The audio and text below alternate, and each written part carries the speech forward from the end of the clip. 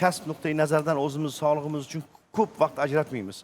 Lekin afsuski juda ham ko'pchilik keyin qandaydir bir yurak qandaydir bir xuruj ko'rsatganda yoki yurakda qandaydir nosozlik bo'lganda keyin doktorga murojaat qilamiz. Undan avval oldini olib, yaxshisi kardiolog maslahatini olgan ma'qul deb o'ylayman. To'g'rimi? Albatta, bu borada biz bugun studiyamizga suhbatlashish uchun mutaxassis taklif etganmiz kardiolog Doston Ubaydullayev. Doston Ubaydullayev, marhamat, taklif qilamiz. Hop, siz o'tiravering.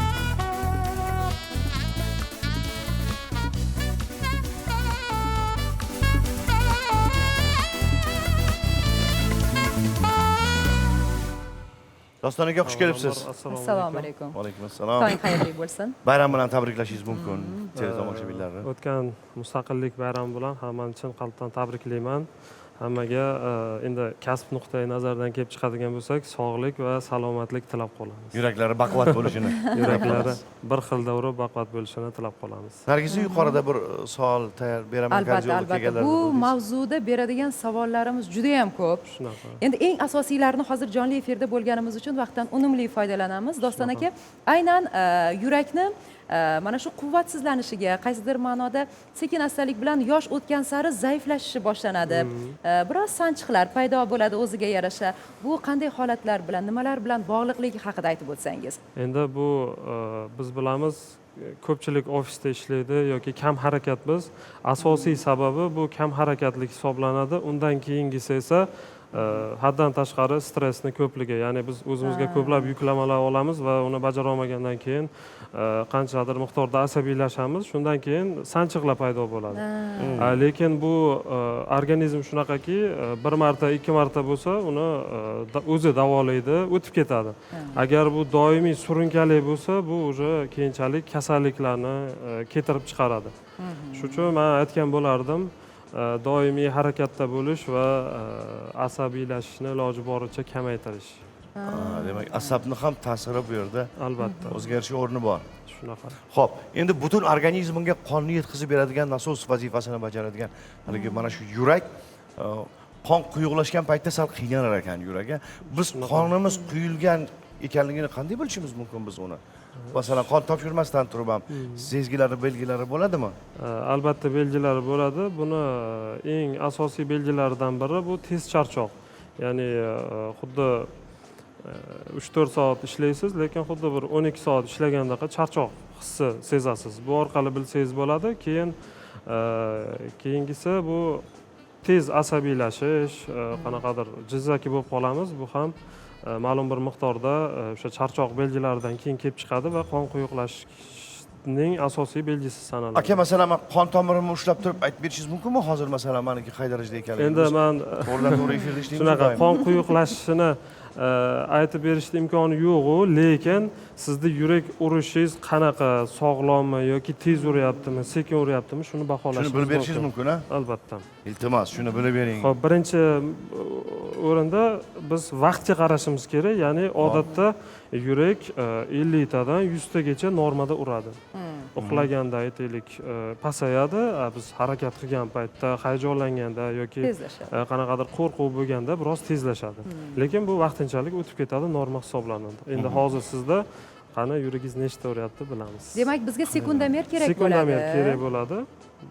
Bir daqiqada yurak urishi soniga qarab turib, siz aytib berasiz hozir holatini. Bir daqiqada nechta urishi? O'zi normasi bor-da, bir daqiqada. Aytib o'tganimizdek, bir daqiqada 50 tadan 100 tagacha yurak urishi kerak.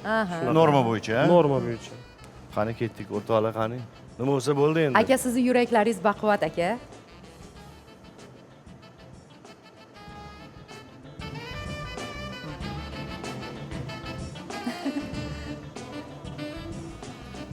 Hozir hech qanaqa hayajon yo'q aka sizda? Yo'q, o'zim imkon qadar o'zimni bo'sh qo'yishga harakat qilyapman. Yo'q, o'zi umuman ko'pchilik boshlovchilar efir vaqtida hayajonlanaman, yuraklarim urib ketadi degan. Hayajon bo'ladi. Bo'ladimi? Hayajonsiz iloji bormi? Men gapiraveraymi? Bemalol. gapiravering. hayajon manimcha Gapirishdan, har qanday odamda bo'lsa kerak deb Bo'ladi. o'ylayman. Hop, yuragingiz 70 ta uryapti. Bu demak sog'lom Normal. holat hisoblanadi. Sog'lom Sog'lom holat, ha? Shunaqa. Xudoga shukr.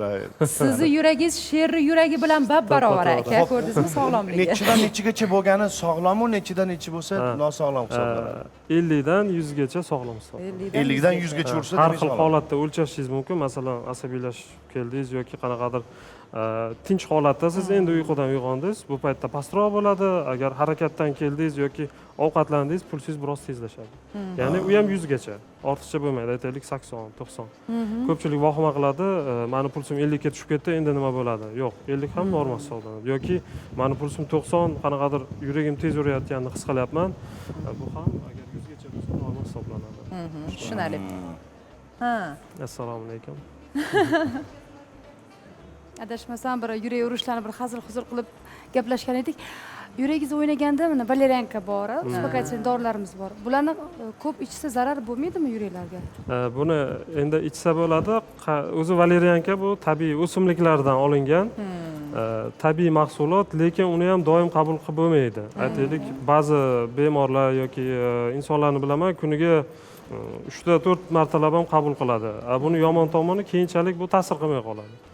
Maslahatim endi bunaqa holat bo'lganda tabiiy narsalardan foydalanish, bu birinchisi sayr qilish. Ochiq havoda sayr qilish. Keyingisi esa bu chuqur nafas olib bir 5 daqiqa chiqarib, shu mashqni qilish ham bu insonni tinchlantiradi va hech qanaqa dorisiz yurakni o'z holida ishlashini ta'minlaydi. Haqiqatda. Kechki sayrni demak mana qanday foydali taraflari bor. Albatta bu Sog'liq uchun. O'sha piyoda yurish mashqlari Albatta, bugungi kunda piyoda ommalashib boryapti. O'sha kechki mahalda yoki hozirgidek mana bu erta tongda biz yurtdoshlarimizni o'sha sog'lom turmush tarziga amal qiladigan yurtdoshlarimizni aynan sport kiyimini kiyib olib, nima deydi? Piyoda yurish, yugurish emas. piyoda yurish. Yurish, ha. Yurish mashqlarini bajarayotganlarini ko'rib juda ham xursand bo'lamiz. Demak, bu ham yurakni yanada albatta. quvvatga to'lishi uchun xizmat Endi qiladi. biz faqat kasalliklarni qachonki kasal bo'lsa davolashimiz kerak degan tushuncha bo'lishi mumkin. Bemorda qachonki kasal bo'lsam doktorga boraman yoki shundan keyin sog'lom ovqatlanaman, shundan keyin piyoda yuraman degan fikr bo'lishi mumkin. Yo'q, unaqa emas. Buni o'z vaqtida oldini olish kerak. Ya'ni endi tavsiya bo'yicha odatda har kuni yarim soatdan 1 soat yurish bu yurakni sog'lom qiladi va yurak kasalliklarini anchagina oldini oladi. Rahmat. Doston aka, yurak og'rig'i bilan oshqozon og'rig'ining farqiga sal bormay qoladigan holatlar bo'ladi-da, xuddi oshqozon og'riyotganga o'xshaydi. Chunki bir-biriga yaqin joylashganda. Shunda. bo'lishi mumkinmi shunaqa yurak? Albatta. Endi bizda bilamiz yurak og'rig'i faqat jismoniy harakat vaqtida og'riydi. Oshqozondagi og'riq yo ochlikka yo to'qlikka oid bo'ladi, ya'ni juda ham och qolib ketdingiz, oshqozonda o'ziga yarasha kislotaliligi oshib ketdi, u payt razrajeniya, ya'ni ta'sirlanish berib og'riq bo'ladi. Yurakda esa doim jismoniy harakatga bog'liq. Ya'ni yurdingiz, tepaga chiqdingiz, yuragingiz og'riydi, siz to'xtashga majbur bo'lyapsiz. Mana shu yurakda og'riq hisoblanadi. Bu oddiy bilish yo'li va shu holat bo'ldiki, albatta. Doston aka, men professional odam bilan qisqa vaqtning ichida ham ko'p ma'lumot olish mumkin, bilasizmi? Qisqa so'zlar bilan.